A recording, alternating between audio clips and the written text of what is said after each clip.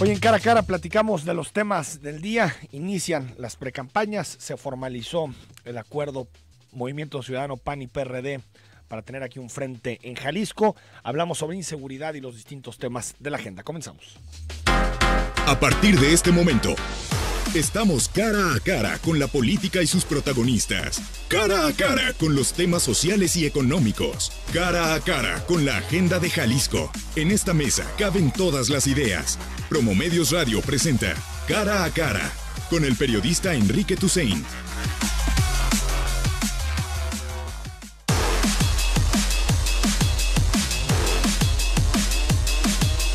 Nueva mañana con 4 minutos. Escríbenos, coméntanos qué te parece la coalición que formalizarán en unas horas PRD, Movimiento Ciudadano y Acción Nacional. Irán en 54 municipios de nuestro estado, es decir, más de la cuarta parte que les obliga la famosa coalición flexible. En 11 distritos también irán en coalición. Y hoy inicia la precampaña a las 5 de la tarde en Tlajomulco. Comienza la precampaña de Enrique Alfaro. Entonces la agenda pública estará llena de temas electorales. Augusto Chacón, ¿cómo estás? ¿Cómo estás, Enrique? Buenos días, feliz año a las y los radioescuchas. Encantado de estar aquí otra vez.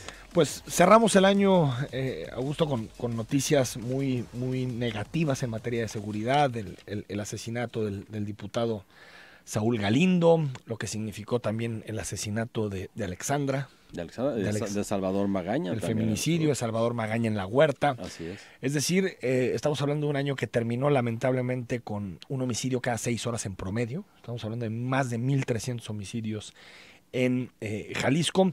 No sé cómo ves las perspectivas en 2018 y si ves realmente, Augusto, de cara al proceso electoral, que hay un debate rico, informado sobre qué se debe hacer en materia de seguridad.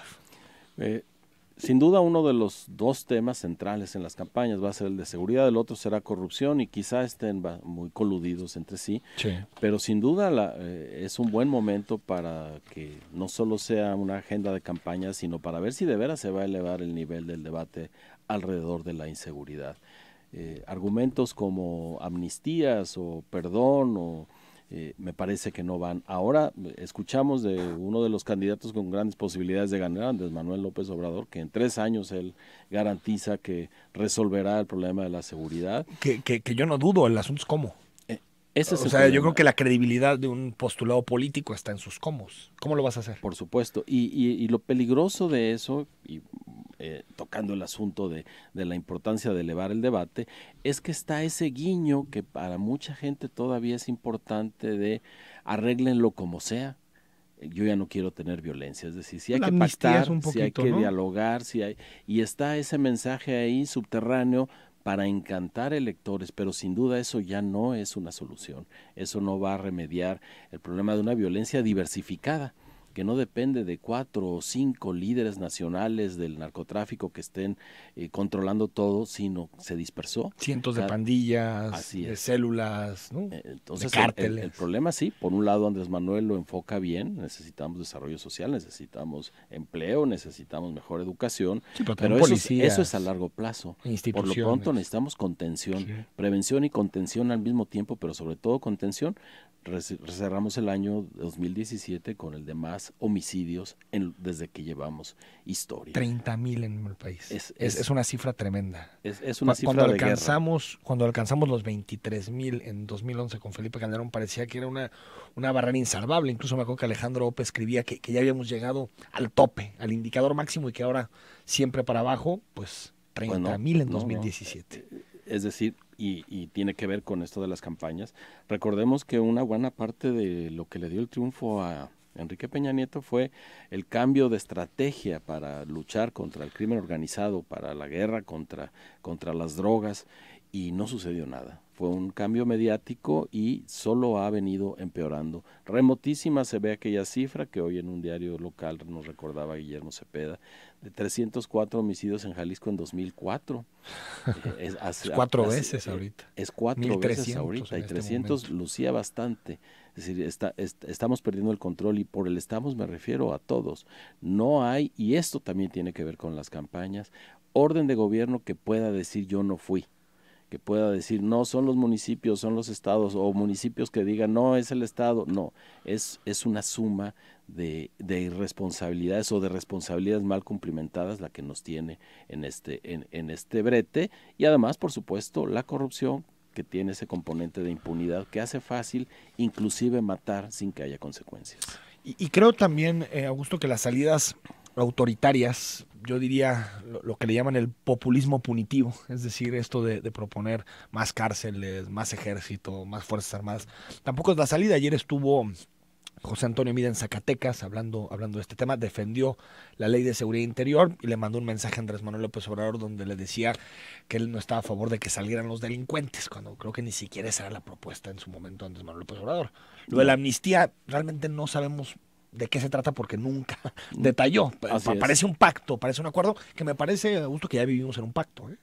El hecho de la infiltración, la impunidad es una especie de pacto. Ahora, creo que tampoco la ley de seguridad interior es una salida a este tipo de problemas, ¿no? No, la ley de seguridad interior no corresponde con el diagnóstico que tenemos a escala de inseguridad. Tiene una dosis de control territorial, tiene una dosis de hacer a un lado a los gobiernos locales. Tiene por ahí ese artículo donde dice que bajo ninguna circunstancia los gobiernos locales que estén metidos en un territorio en el que se haya decretado la ley de seguridad interior podrán brincarse alguna sola de las reuniones a las que convoque el comandante designado por el presidente de la República. Sí, es control, autoritarismo, ¿no? Es solo control, no se ve cómo lo vayan a contener, y no perdamos de vista que de una forma o de otra, legal o ilegalmente, habría que discutirlo con los expertos. El ejército ha estado ahí y el clima de inseguridad no ha hecho sino empeorar. Claro, ahora Augusto, el ejército, la marina y las fuerzas armadas en general. En el caso de la zona metropolitana de Guadalajara, hay algunos índices, algunos indicadores que son muy preocupantes, como por ejemplo el caso de Tonalá. Tonalá tuvo 69 homicidios en 2016 y cerró con 131 en 2017, es decir, casi se duplicó, un aumento de 90% de los homicidios. Vemos aumentos también importantes en Guadalajara, en Zapopan, como fenómeno a escala metropolitana. No sé, digo, hay que darle más tiempo a la Agencia Metropolitana de Seguridad, va por ahí, tenemos que esperar la homologación de los salarios, realmente estamos en una ruta o hay que repensar todo el modelo luego de que incluso el proyecto de la Fiscalía fracasó en la práctica, en los resultados. Digamos, es que parece como que había un camino y de pronto todas esas piezas que se habían colocado sobre la mesa empezaron a fallar. La Agencia Metropolitana de Seguridad no luce como un mal componente de la solución. Es decir, articular el diagnóstico, articular las cifras, articular las estrategias a escala metropolitana luce como un buen remedio que evite precisamente lo que decíamos, que cada alcalde culpe al de al lado o culpe al gobernador y deje de hacer lo que tiene que hacer. La homologación de salarios se lleva en buen sentido. Las cifras que entregó en el último trimestre respecto a la carencia que tenemos de policías y de patrullas y demás, me parece que van en el buen sentido. Es decir, no es un mal esfuerzo. La homologación es un buen paso. Sin duda tienen que ganar mejor los policías, pero no luce todavía como una acción constante y como un referente constante, no solo para quienes opinamos o para la opinión pública en general, sino para los comisarios de los distintos municipios. Todavía la Agencia Metropolitana de Seguridad no es ese articulador de estrategias que por supuesto no todas tendrían que ser públicas porque estamos hablando de seguridad, pero todavía no vemos esa estrategia de seguridad y podemos ver estas diferencias en cifras de salarios, por supuesto, pero también de incidencia delictiva. No me parece que vaya mal. El fiscal Almaguer, recordemos, se fue diciéndonos que sí, no estaban las cosas bien, pero que estábamos mejor que en otros estados. Que Colima, que Guanajuato, ¿no? Que pues sí, digo, es que esos dos estados tuvieron incrementos muy importantes por la expansión del Cártel Jalisco. Y algo que podríamos emprender desde ya y que podría estar relacionado con las campañas es hacer un recuento de los activos con los que efectivamente contamos para contener esta ola de violencia, y no solo eso, sino para comenzar a prevenir desde la edad temprana en escuelas, en barrios, en colonias, etcétera. ¿Tiene Jalisco esos activos? Me parece que sí. ¿Por qué no se han puesto en práctica? Ahí la Agencia Metropolitana de Seguridad y los distintos observadores de la seguridad pública deberían decirnos qué es lo que ha fallado.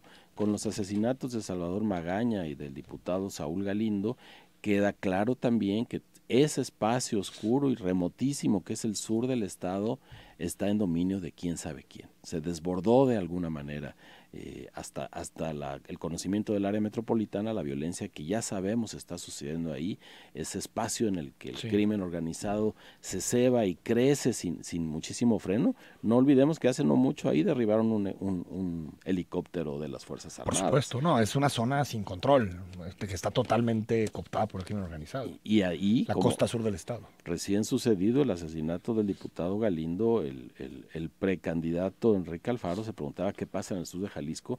Pues pasa más o menos lo mismo que en el resto del estado. Un poquito más grave, tal vez. Nada más allá el control territorial es mucho más amplio y más controlado. Aquí, aunque sea, tienes policías un poco más sólidas, con mejores salarios, ¿no? Estructuras más institucionalizadas. En vías de institucionalizarse, al menos eso sí lo podemos ver.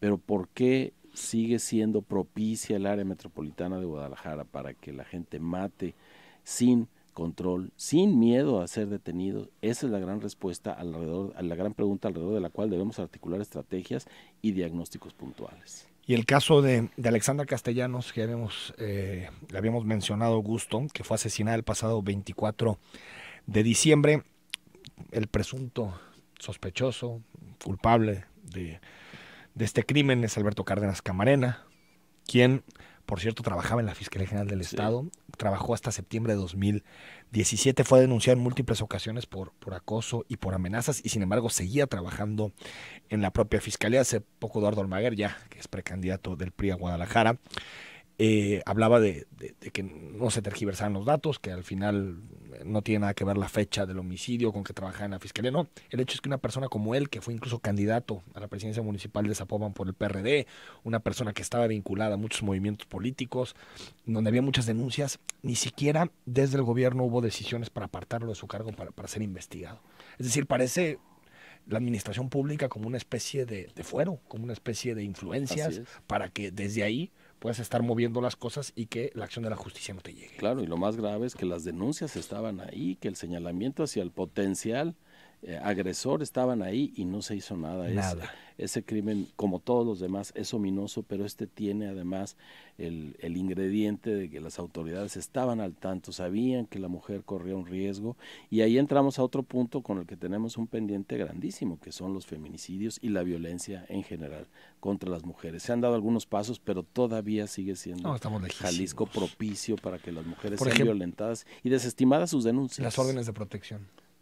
Desde febrero de 2016 está la alerta en marcha, y sin embargo no se ha hecho prácticamente nada en materia de órdenes de protección. Pues sí, te dan tu orden de protección y cuídate, que te vaya muy bien. No, pues sí, con la orden de protección vas a impedir que te agredan o que te acosan.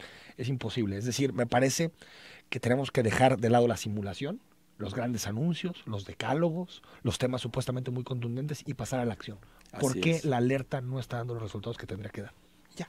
Esas son las preguntas que se deben responder, respuestas que deberán estar unidas, insisto, a un diagnóstico y a una estrategia, porque ya el Estado no aguanta un año como 2017 otra vez, y menos con la violencia discursiva que se dejará venir en las campañas. Pueden exacerbarse las cosas a un extremo que no hemos visto. Es hora de que los candidatos y el Instituto Electoral se den cuenta en el contexto en el que están haciendo sus campañas y no pierdan de vista eso con tal de ganar el poder, porque si no van solamente a complicar las cosas. Vamos al corte, estamos en Cara a Cara, te recuerdo, 33 18 80 76 41 es el WhatsApp. También si nos quieres mandar un mensaje de Twitter, @zona 3 noticias, o a mi cuenta personal, @EFTousaint, con /S, si me quieres mandar algún comentario, recomendación, crítica, lo que quieras. Estamos aquí en Cara a Cara. A la vuelta seguimos platicando de los temas del día con Augusto Chacón, y más adelante con Mario Ramos analizamos el inicio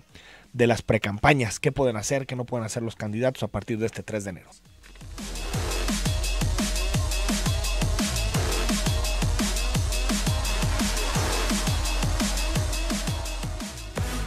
Este 2018, ejercítate y pasa un año saludable. Zona 3, 91.5 FM.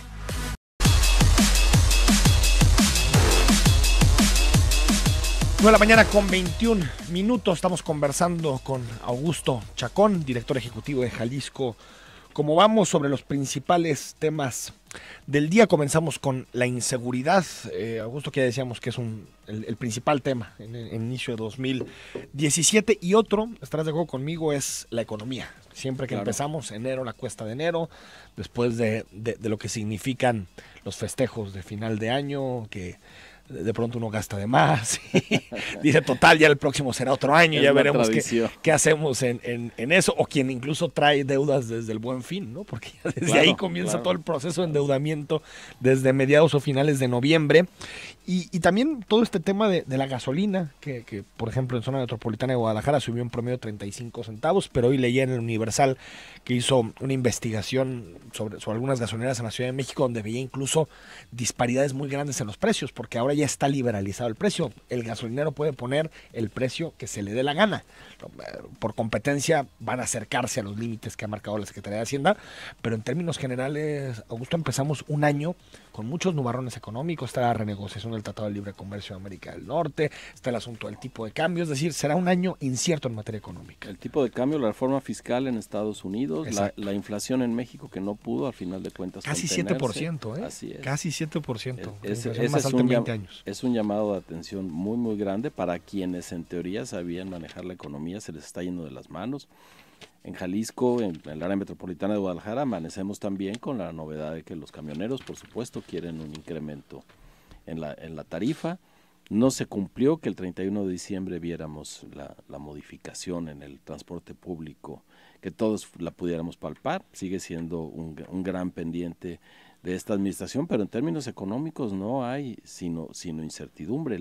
Los incrementos que ha tenido el salario mínimo podrían lucir no malos, sin embargo son perfectamente barridos por las condiciones económicas externas, gasolina, insumos más caros, los alimentos, la canasta básica. Y por la informalidad, porque es. Hay mucha gente que no está formalizada, que incluso no paga impuestos, que está dispuesta a trabajar como comisionista sin salario, es decir, en condiciones muy precarias, ¿no? Así es. Entonces la economía va a ser otro gran tema. No se ha podido controlar, ni siquiera la inflación, que era la bestia negra durante los 80, los 90, y que más o menos el año 2000, después del sexenio de Ernesto Zedillo, entró en un remanso y nos dejó en paz.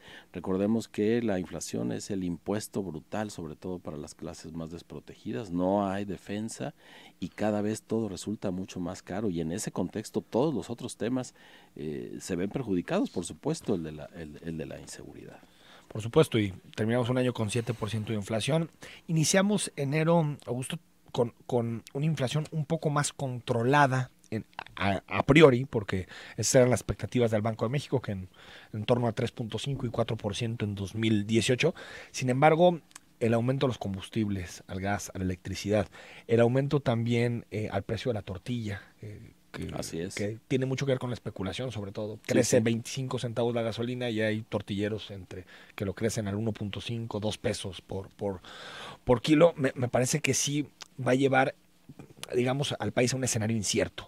Y también el tema de las elecciones, que siempre Estados Unidos tiene elecciones en noviembre, las elecciones intermedias, México tiene elecciones en junio, hay elecciones en Rusia, en Italia, es decir, me parece que también puede ser un año en donde la economía tenga sus dificultades, igual que en 2017, que acabamos en el 2%, vamos a andar por ahí tal vez un poquito por debajo, ¿no? Claro, y además, en cuanto a los capitales nacionales, las elecciones juegan ese papel de incertidumbre para los inversionistas, que los hace retraerse, insisto, si se concreta o ya se concretó la reforma fiscal en Estados Unidos se vuelve muy atractivo para tener el dinero seguro con una menor tasa impositiva, y eso también juega en contra de la economía nacional, más la migración, más todas las presiones que estamos recibiendo por todas partes, las zonas económicas especiales que el presidente anunció hace 2 años que no acaban de cuajar y que sigue siendo una zona de gran pobreza, zonas económicas especiales que de nada sirven mientras el modelo económico siga siendo altamente depredador. Hay un país en donde un trabajador en Nuevo León gana 75% más que un trabajador en Chiapas, pues no sé si se puede llamar país, ¿no? Porque son realidades completamente distintas. Exactamente. Y es difícil que incluso que compartan un sentimiento común de pertenencia nacional cuando hay esas asimetrías. Ayer Ricardo Anaya, en una conversación con jóvenes, Augusto, proponía incrementar el salario mínimo.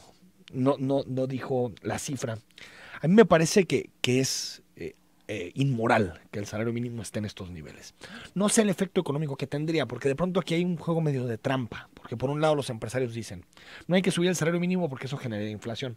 Y acto seguido te dicen, pero es que nadie lo gana. Entonces dices, si nadie lo gana, entonces no podría generar inflación. Es decir, me parece que no sé si necesitamos más cifras, más estudios, más investigación, pero de que el nivel actual del salario mínimo es inmoral, más allá de planteamientos económicos, es inmoral que ese sea el límite inferior que pone el Estado mexicano en materia económica. Por supuesto es inmoral y está demostrado, esos investigadores lo dicen, que el incremento significativo al salario mínimo no necesariamente impacta en la inflación. Y hay un debate entre los mismos empresarios que ya no tienen la unidad que tuvieron hace 20 años para decir no subamos el salario mínimo. Ya está, por ejemplo, Coparmex, que no tiene empacho en pedir incremento al salario mínimo.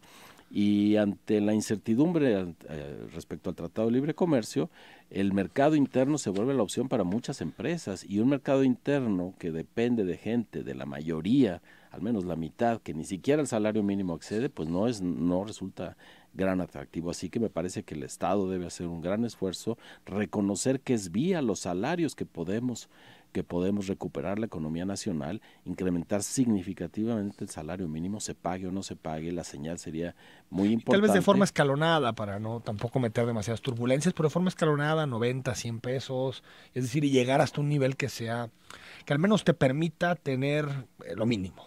Por supuesto. Lo que marca el Coneval, el límite de bienestar inferior. Creo que con eso... Me parece que ese va a ser otro gran tema durante el año. ¿Cuál es el mínimo para sobrevivir dignamente, para llevar la vida dignamente? Y eso no se está cumpliendo en cuando menos 60% de la población del país. 53 millones de mexicanos en pobreza. 53 millones en pobreza. Y una porción de la clase media baja que también sufre. Y ojo, algo todavía que me parece, porque hay muchas personas que dicen, bueno, es que siempre se puede, si tú le echas ganas, al final puedes hacer una vida. Mucha de esa gente ni siquiera quiere salir de la condición. Mira, 18 millones de mexicanos son pobres trabajando 50 horas a la semana. Sí. Ya más allá del debate sobre el mérito, sobre la justicia, nadie puede creer que es justo que alguien trabaje 50 horas y sea pobre. No es falta de totalmente trabajo. Injusto, ¿no? Y es el desencuentro entre esas cifras que nos insertan en la economía global y las que vivimos cotidianamente. A mí me gusta citar de nuestra encuesta de finales del año pasado, 38% de las tapatías y de los tapatíos nos dijeron que en algún momento, 3 meses previos a la encuesta, se habían preocupado por quedarse sin alimentos. 38%. Esa debe ser una angustia espantosa. Entre las clases que se consideraron a sí mismas de clase media baja y baja, fue 1 de cada 2 que se preocuparon por quedarse sin alimentos. Y simplemente 1 de cada 2. 1 de cada 2. Simplemente pensemos que Jalisco es uno de los estados que más aporta al Producto Interno Bruto de la economía 14 del mundo. ¿Y cómo dicen el gigante agroalimentario? O sea, el que produce más alimentos. Así es. Esa disparidad es la que tiene que cesar. Sin duda puede ser vía los salarios, pero ahora también nos encontramos con que tendrá que ser vía la contención de la inflación, porque no habrá carrera, ya lo vivió México durante muchos años, que le podamos ganar a la inflación, que viene de presiones que no necesariamente surgen aquí. Así que sí, es un momento aciago. No podemos seguir festejando el discurso liberal de que cada quien se rasque con sus propias uñas y a quien le va mal es porque seguramente no ha hecho lo necesario. Eso no es verdad. Necesitamos resoluciones como sociedad para buscar una igualdad en el nivel de vida, al menos que todos podamos acceder a un nivel digno de vida. Oportunidades de educación, de salud. Ahora, Augusto, antes de despedirte, parece que más a regañadientes que otra cosa, pero Acción Nacional y Movimiento Ciudadano acuerdan 54 municipios, 11 distritos, es decir, van en lo que le llaman coalición parcial, que en prácticamente la mitad de los municipios de nuestro estado, y otra vez este tipo de negociaciones populares, ¿no? De 2 partidos políticos, en este caso 3, porque también está el PRD. No conocemos ni el programa, ni la agenda, ni para qué se coaligan, de qué significa eso en materia de gobierno. No conocemos si piensan hacer un gobierno con determinado perfil o no. Es decir, la de siempre, ¿no? Las coaliciones de espalda a los ciudadanos y, más grave todavía, de espalda a sus militantes, porque sus militantes tampoco tienen la menor idea de lo que se negoció entre estos 3 partidos, ¿no? Claro, hemos pasado a esta versión de la democracia como un asunto deportivo en donde solo importa el que gane, el que se lleva los 3 puntos, y se nos ha olvidado que en una democracia es tan importante el que triunfa como la oposición con la que tendrá que gobernar. Y sin duda el PAN había sido, y durante toda su historia, desde 1939, esa oposición que permitía mantener un balance. Y eso simplemente se perdió por la búsqueda del poder, simplemente por el poder. Lo que le acaba de suceder al PAN Jalisco, pues es romper su historia, renunciar a hacer oposición, si no se gana no se tiene sentido. Pero a Anaya eso le importa poco. Anaya lo que quiere es ser presidente de la República. Bueno, pues y dice, ¿quién tiene los votos en Jalisco? Pues MC, pues hazle como sea para entenderte. Exactamente. Y eso para cualquier democracia es terrible, y particularmente para la historia del PAN, pues es un requiescat-impache tremendo. Qué pena con los militantes honestos y MC que tanto renegó del PAN, que el PAN era el pasado. Pero ninguno ha renegado del poder, y ese es el meollo del asunto. Pero lo que me refiero es que creo que los discursos, cuando llegan los intereses, pues quedan en papel mojado, ¿no? Quedaron en papel mojado. Es una pena. Gane quien gane en Jalisco, necesitaremos una oposición, y esa ya no se ve por ningún lado. Pues ahí están los wikis, que me parece que si llegan puede ser que sean una oposición Ojalá distinta. Lleguen en cantidad suficiente para tener una voz en las instituciones, aunque ya socialmente la tienen. El sistema de partidos está reconfigurando a velocidades impresionantes. Nos urge reconfigurar, y bueno, viéndolo desde ese punto de vista, a lo mejor el que un partido pase a la banca de esa manera es una buena señal, porque sin duda a ver si entre se refresca, la población, ¿no?, son los malos de la película. De lo que sí nos tenemos que preocupar es de esta guerra de tweets entre el líder norcoreano Kim Jong-un y Donald Trump, que ayer le dijo que él también tiene botones de armas nucleares, incluso que tiene botones más grandes y armas nucleares más grandes. Entonces que ni se ande metiendo. Eso sí creo que nos puede llevar a un 2017 bastante triste. Augusto, gracias. Al contrario, Enrique, gracias. Buenos días a todos. Vamos al corte, a la vuelta hablamos con Mario Ramos, el politólogo, para analizar el inicio de las precampañas, qué pueden hacer y qué no pueden hacer los precandidatos.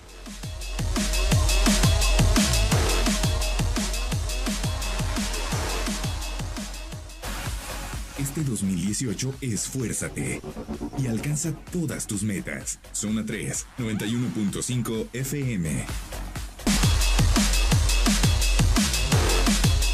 9 de la mañana con 37 minutos. Ya he tenido acceso al convenio de coalición entre MC, PAN y PRD.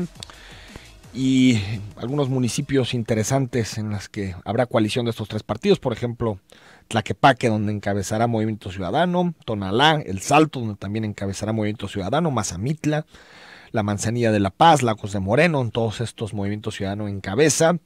El PAN, San Juan de los Lagos, San Miguel del Alto, por ejemplo, El Grullo, Atoyac, Acatic, Jamay, San Diego de Alejandría. El PRD por su parte en Tapalpa, en Zapotlán del Rey, en Tomatlán, en Sayula. Y habrá coalición dinámica, MC-PRD nada más, sin el Partido de Acción Nacional, en municipios como Chapala o incluso en Tamazula de Gordiano. Esos son algunos de los municipios en los que se coaligan estos 3 partidos políticos, y ahorita también revisamos los distritos que han elegido estos 3 partidos para ir en coalición en 2018. Saludamos a Mario Ramos, él es politólogo, ex consejero electoral, para analizar lo que significan las precampañas que hoy comienzan. Mario, ¿cómo estás? Buenos días, Enrique. Un saludo al auditorio. Mario Ramos, platícanos un poquito por qué existen las precampañas, cuánto duran, qué objetivo tiene para los partidos políticos. Así es, fíjate que el día de hoy inician las precampañas para diputados locales y para presidentes municipales. Duran 40 días, ya están en precampaña en este momento los precandidatos a gobernador, que iniciaron el 14 de diciembre, y bueno, también desde el 29 de diciembre corrió el plazo de 40 días para que los candidatos independientes recabaran las firmas de apoyo para obtener la candidatura. Bueno, las precampañas, Enrique, surgen a partir de que se ve la necesidad de regular actos previos que se venían realizando previos a las campañas electorales. No, las campañas electorales iniciarán hasta el mes de abril, pero bueno, recordemos el antecedente, el más notable fue el del caso de Fox, ¿no? Que inició pre-campaña como 5 años antes, ¿no? 4 años antes. Y bueno, y López Obrador también, ¿no? López Obrador, en realidad todos los partidos, todos los aspirantes venían haciendo y realizando actos anticipados de campaña, y esto generaba cierta inequidad en las contiendas.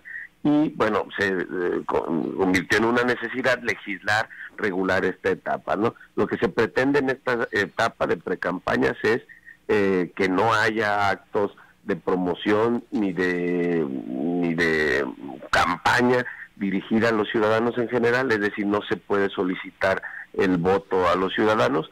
Este momento es para que los aspirantes a obtener la candidatura puedan dirigirse a los órganos del partido que van a tomar la decisión de quién será el candidato, quién encabezará sus candidaturas en los distritos o en los municipios.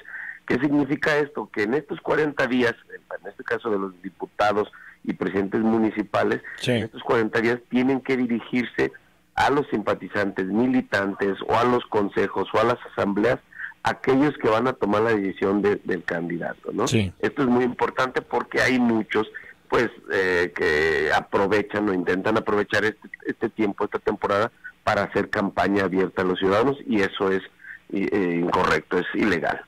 Ahora, lo que pueden hacer entonces, por lo que entiendo, Mario Ramos, es dirigirse a los simpatizantes, dirigirse a los militantes, supuestamente con el objetivo de convencerlos para que los apoyen como candidatos, o qué intención tiene el solo dirigirse a militantes y simpatizantes. Sí, mira, y de hecho esto ha quedado más claro, ¿no? Antes veíamos que la publicidad, la propaganda, los mensajes decían dirigido a los militantes y simpatizantes del partido, pero no, es muy claro, y el Tribunal Electoral ha definido claramente, no es dirigirlo abiertamente a militantes y simpatizantes, porque en simpatizantes entonces vimos que había precandidatos que hacían campaña en los cruceros, espectaculares, y anuncios de todo tipo, bardas, y no tiene caso porque según los estatutos y los procedimientos internos que marca cada partido, ellos establecen quién va a tomar la decisión del candidato, ¿no? Hay partidos que los nombra el Consejo Estatal, el Consejo Nacional, la Asamblea. Los delegados. Los delegados, entonces los mensajes tienen que estar dirigidos solo a ellos y no a los militantes, porque a excepción cuando establecen que la candidatura la va a definir a una elección abierta a militantes, bueno, ahí se justificaría.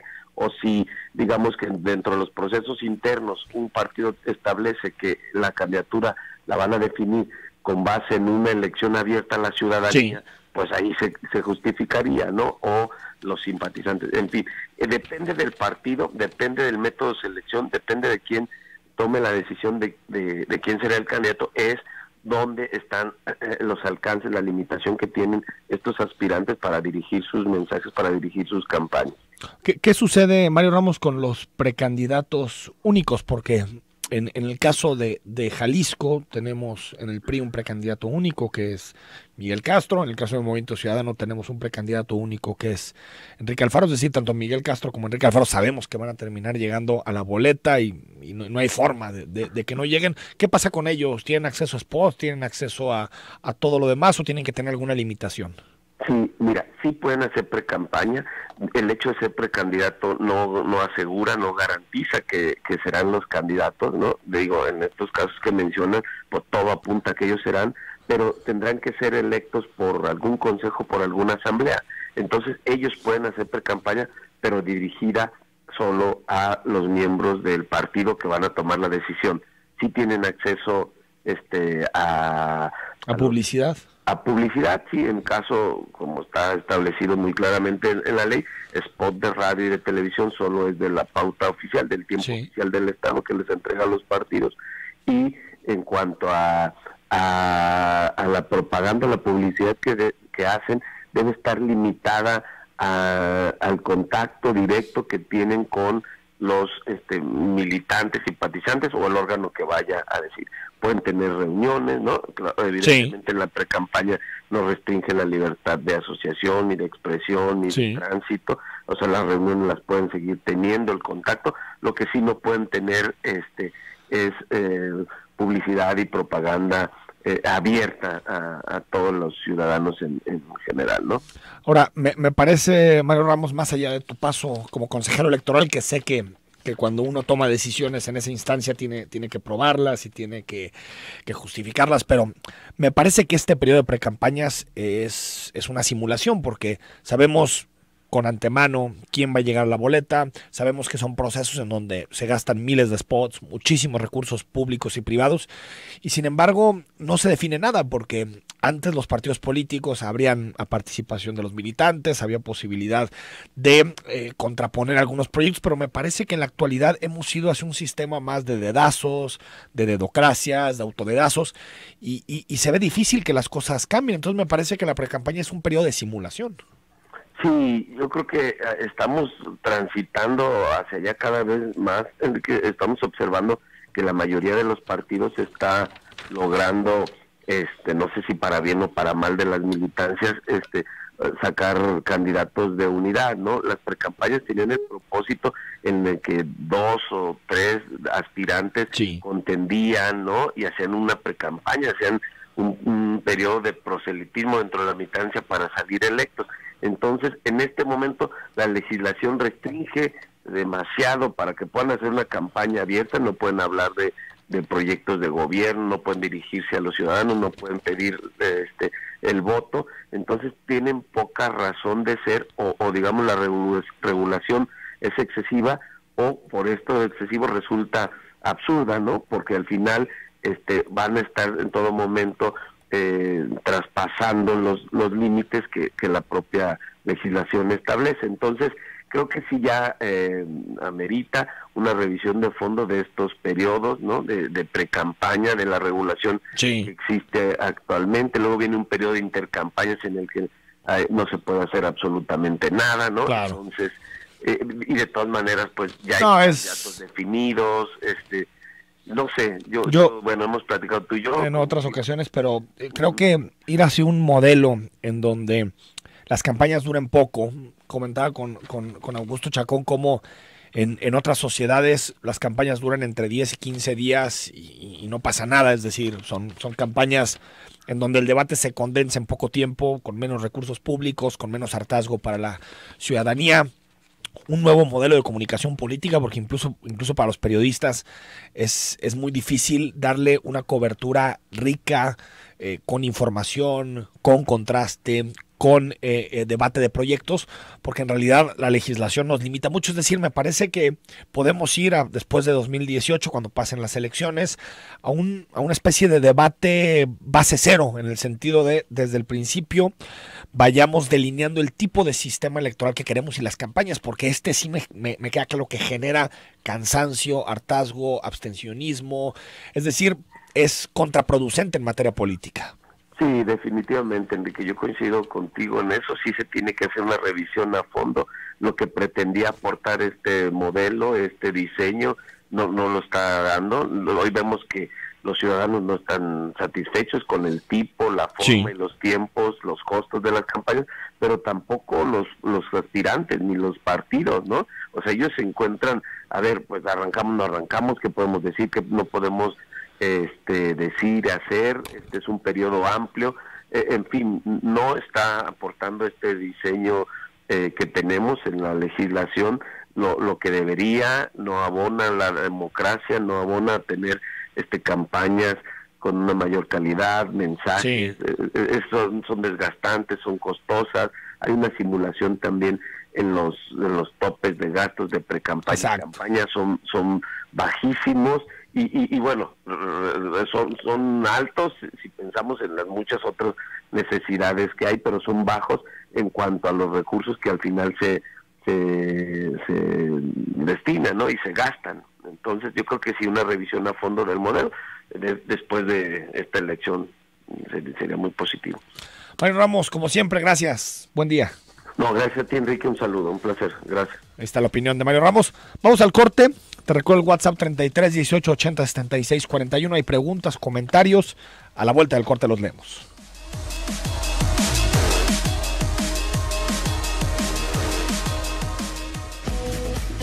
Este 2018, modernízate y sé el primero en todo. Zona 3, 91.5 FM. Algunos comentarios. 9 de la mañana con 52 minutos. Francisco Soltero. Yo siento que hay gente que medio trabaja y medio se mantiene. A estas personas hay que dejarlas trabajar. pero si los acorralan con tanta burocracia no se van a poder mantener y solo los orillan a la delincuencia. Es mejor apoyarlos y que sigan trabajando. Sergio Álvarez nos dice: esos precandidatos solo utilizan financiamiento público para empezar a hacerse propaganda antes de tiempo.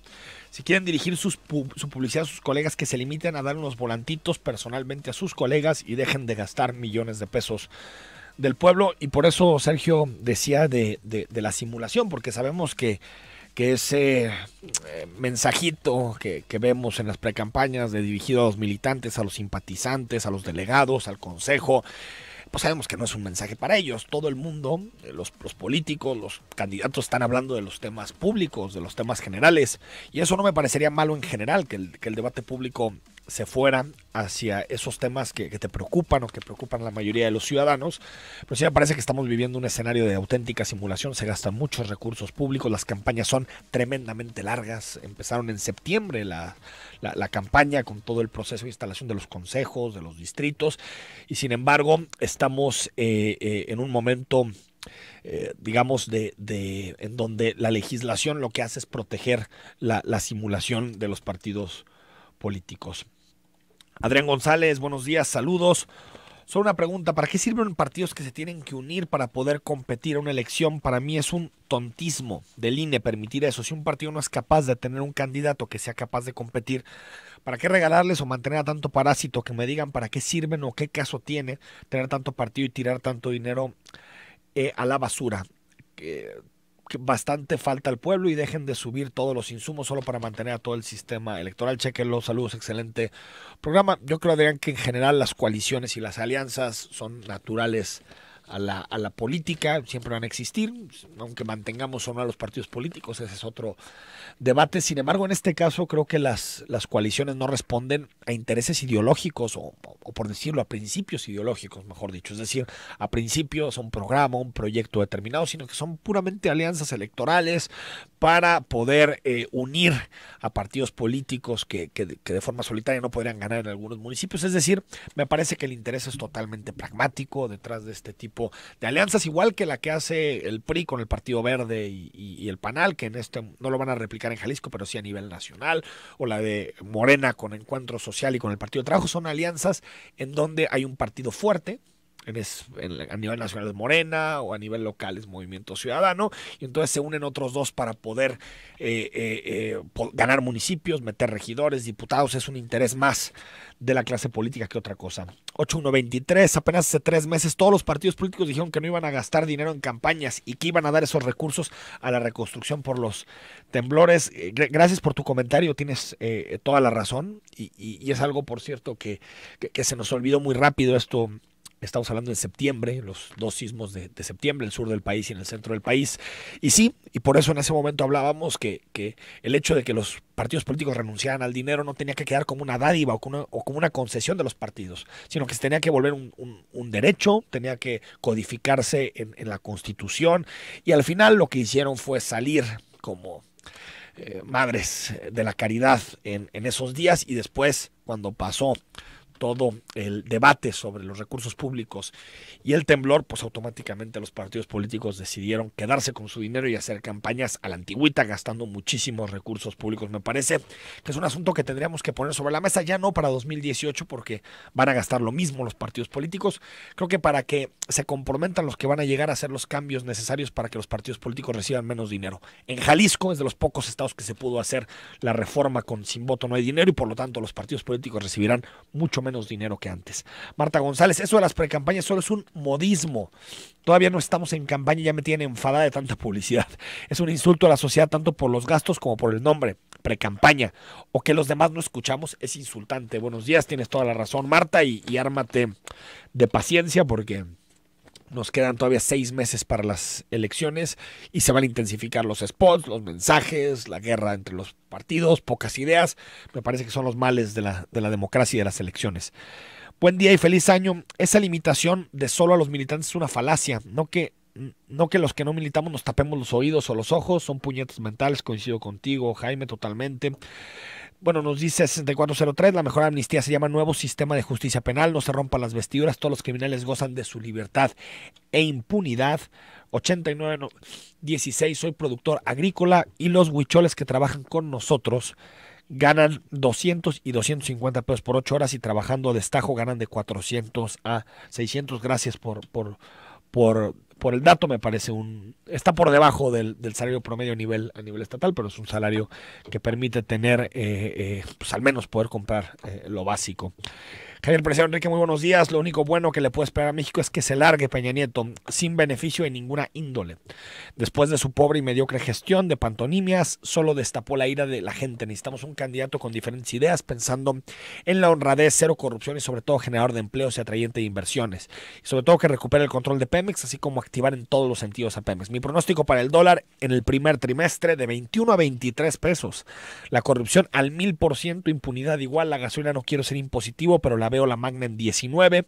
La fórmula para ello es muy sencilla. Mientras siga EPN, todo esto pasará. Gracias por tu mensaje, Javier. Ojalá no se cumpla lo de tu pronóstico del dólar. Hay que recordar que el 23 de enero inicia la sexta ronda de renegociación del Tratado de Libre Comercio y en marzo podría haber una decisión de si se mantiene o no el Telecán y por lo tanto estará muy vinculado al tipo de cambio. Carlos Alberto López, señor Enrique, buenos días. Quería reportar que desde el 10 de diciembre aproximadamente no se tiene agua y luz. Perfecto, ahorita pasamos tu reporte con mucho gusto. 2100, lo que sea para correr al PRI de Jalisco, basta de corrupción e inseguridad.